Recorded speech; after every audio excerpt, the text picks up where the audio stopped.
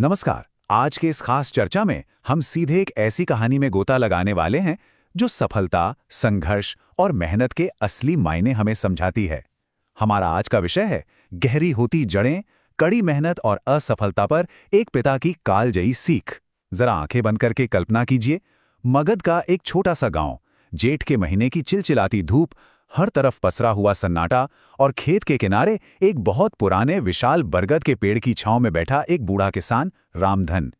लेकिन असल में हमारी कहानी का केंद्र रामधन नहीं है, बल्कि उसका बेटा आकाश है, जो वहीं पास ही एक पत्थर पर सिर झुकाए बेहद उदास बैठा है। अब ये एक ऐसा दृश्य है जो हम में से बहुत से लोगों को जाना पहचाना लग सकता है ना? खासतौर पे तब जब किसी लक्ष्य के लिए सब कुछ दांव पर लगा दिया हो और फिर भी सफलता हाथ न लगी हो।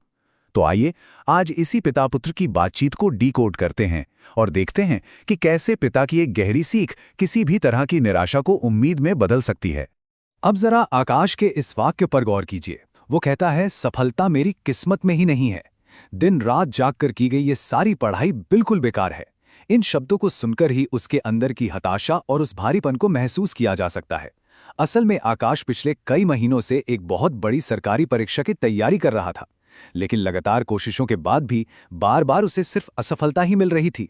सच कहूं तो ये सिर्फ आकाश की कहानी नहीं है, ये उस हर इंसान, हर छात्र की कहानी है जिसने अपने किसी सपने के लिए अपनी रातों की नींद और दिन का सुकून सब कुर्बान कर दिया हो और बदले में मिली हो तो सिर्फ हार।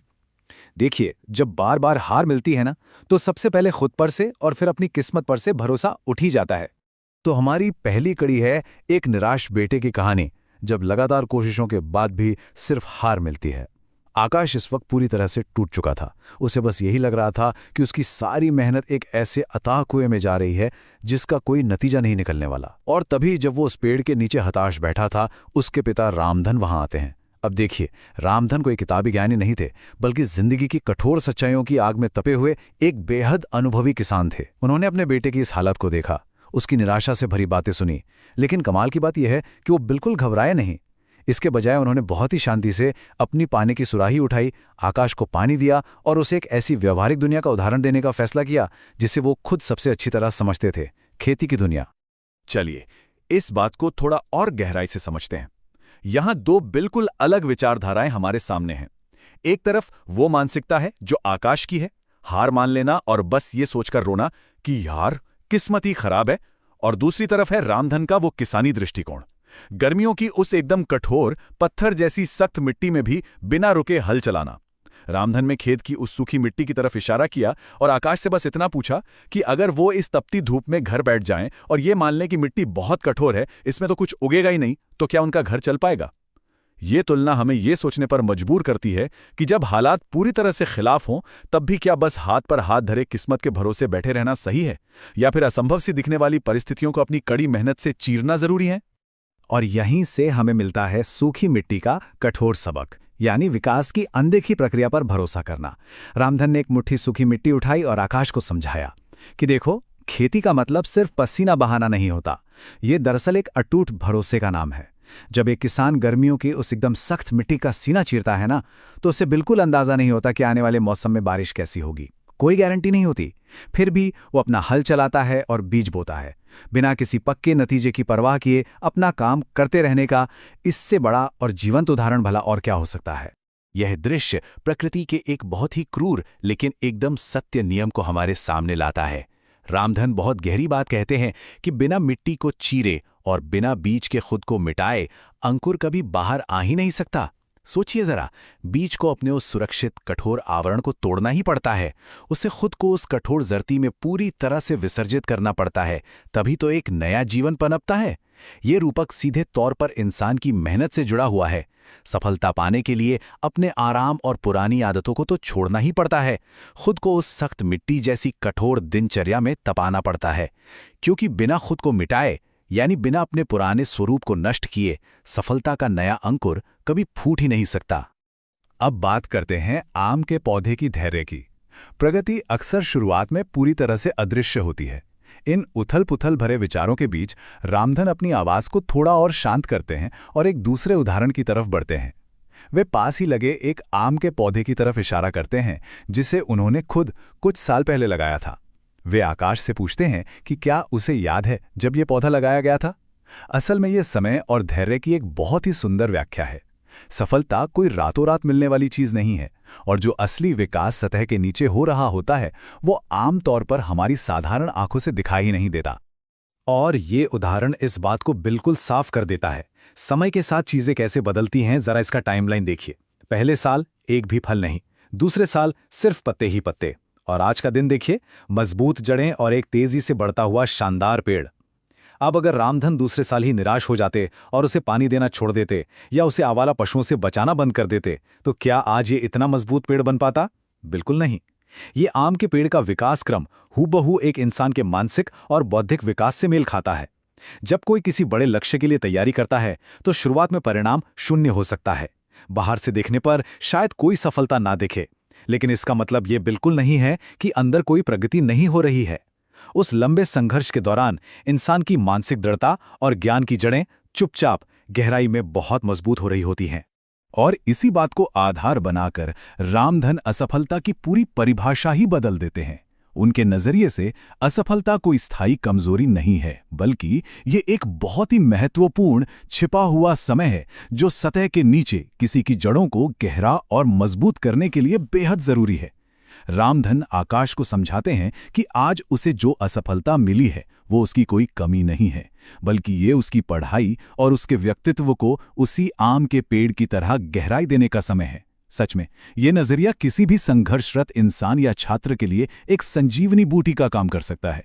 जब हम अपनी हार को अपनी जड़ों को मजबूत करने वाले समय के रूप में देखने लगते हैं ना, तो निराशा की जगह एक बिल्कुल नई ऊर्जा ले लेती है।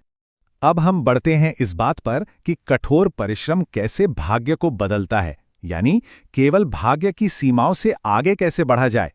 रामधन का ये दर्शन अब सिर्फ धैर्य तक ही सीमित नहीं रहता, वो सीधे उस भाग्य या किस्मत के विचार पर वार करते हैं जिसे आकाश अपनी हार का असली कारण मान रहा था।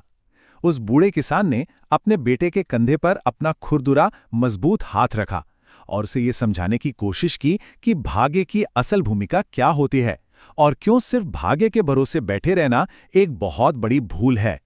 इसे ऐसे समझे, किस्मत सिर्फ एक रास्ता दिखा सकती है, लेकिन उस रास्ते पर चलने के लिए ना पैरों में मेहनत की ताकत होनी चाहिए। एक तरफ देखिए इस रुके हुए पानी को जो एक जगह पड़े पड़े आखिरकार सड़ ही जाता है, और दूसरी तरफ है एक उफनती बहती हुई नदी जो पहाड़ों का सीना चीरकर बड़ी आक्रामक तरीके से अपना रास्ता खुद बना लेती है। अगर कोई व्यक्ति बस अपनी किस्मत के भरोसे एक ही जगह रुक जाए तो उसका ज्ञान और उसकी प्रतिभा दोनों उस ठहरे हुए पानी की तरह सड़ जाएंगे। निरंतर आगे बढ़ते रहना, लगातार कोशिश करते रहना ही वो असली बहाव है जो सफलता के रास्ते में आने वाली बड़ी से बड़ी चट्टान को भी काट सकता है। तो लब्बोलुआब यह है कि रामधन के इस किसानी ज्ञान के 3 मुख्य स्तंभ हैं। पहला, कठोर परिश्रम सच में भाग्य को बदल देता है। दूसरा, असफलता सिर्फ एक अस्थायी पड़ाव है, कोई मृत अंत या डेड एंड नहीं। रामधन कहते हैं कि जब खेत में बीज डाले जाते हैं तो कुछ को चींटियां खा जाती हैं, कुछ तेज धूप में सूख जाते हैं, लेकिन क्या इससे किसान रोने बैठ जाता है? बिल्कुल नहीं। वो फिर से बुआई करता है।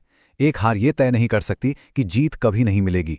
और तीसरा स्तंभ, संघर्ष एक शुद्ध करने वाली आग की तरह काम करता है। सोना जितना आग में तपता है उसकी कीमत उतनी ही बढ़ती है। वर्तमान की मुश्किलें सिर्फ एक अधिकारी या सफल व्यक्ति ही नहीं बनाती, बल्कि भीतर से एक बेहद मजबूत इंसान का निर्माण करती हैं। और आप बात करते हैं कभी हार न मानने के संकल्प की। कैसे एक गहरी निराशा एक अटूट दृढ़ संकल्प में बदल जाती है। पिता की इन गहरी बातों का असर अब आकाश पर साफ साफ दिखने लगा था। आकाश की आंखों के सामने जो निराशा का एक मानसिक अंधकार छाया हुआ था ना, वो अब छटने लगा था। जो परीक्षा की तैयारी उसे कुछ ही समय पहले तक एक बड़ा बोझ और एकदम व्यर्थ का काम लग रही थी, वो अब उसे एक तपस्या और खुद को तपाने की एक जरूरी प्रक्रिया के रूप में नजर आने लगी।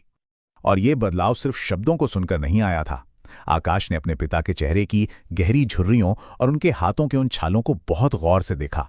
वे छाले और झुर्रियां केवल बढ़ती उम्र का कोई निशान नहीं थे, वे सालों की अथक मेहनत, कभी न टूटने वाले जज्बे और उनके उसी किसानी दर्शन के साक्षात प्रमाण थे। आकाश को ये बात पूरी तरह से समझ आ गई कि इस दुनिया में सच्ची और स्थायी सफलता का कोई शॉर्टकट होता ही नहीं है। सही दिशा में की गई मेहनत और अटूट धैर्य ही एकमात्र रास्ता है। और पता है क्या, इसी एहसास के साथ आकाश अपनी जगह से उठ खड़ा होता है। वो अपनी आंखों से निराशा के आंसू पोंछता है और मुस्कुराते हुए एक नई प्रतिज्ञा लेता है। वो कहता है, पिताजी, मैं समझ गया। मैं अपनी मेहनत की धार को और तेज करूंगा। जब तक इस बंजर दिख रही तैयारी में सफलता की फसल नहीं लहलहाएगी, मैं रुकूंगा नहीं। जरा सोचिए, इस एक वाक्य में कितनी अपार ऊर्जा है। कृषि के उन सरल से रूपकों ने एक हताश छात्र की पूरी सोच को ही बदल कर रख दिया। अब उसके लिए पढ़ाई सिर्फ एक परीक्षा पास करना नहीं रह गया था, बल्कि एक बंजर जमीन पर सफलता की फसल उगाने जैसा एक पवित्र कार्य बन गया था। और इसी के साथ हम आज की इस चर्चा के अंत पर पहुंचते हैं, जहां सूरज भले ही ढल रहा था, लेकिन उन दोनों के दिलों में उम्मीद का एक बिल्कुल नया सूरज उग चुका था। जाने से पहले एक बहुत ही महत्वपूर्ण सवाल पर विचार जरूर कीजिएगा। क्या वर्तमान की असफलता वास्तव में एक मृत अंत है, या ये चुपचाप एक सफल भविष्य के लिए आवश्यक मजबूत जड़ों का निर्माण कर रही है? जब भी जीवन में लगातार बाधाएं आए तो एक कदम पीछे हटकर अपने वर्तमान संघर्षों को भविष्य की ताकत की नींव के रूप में देखने का प्रयास जरूर करें। हमेशा याद रखिए, बिना बीज के नष्ट हुए और बिना गहराई में जड़ें जमाए कोई भी पेड़ कभी आसमान को नहीं छू सकता। आज की इस चर्चा में हमारे साथ जुड़े रहने के लिए बहुत बहुत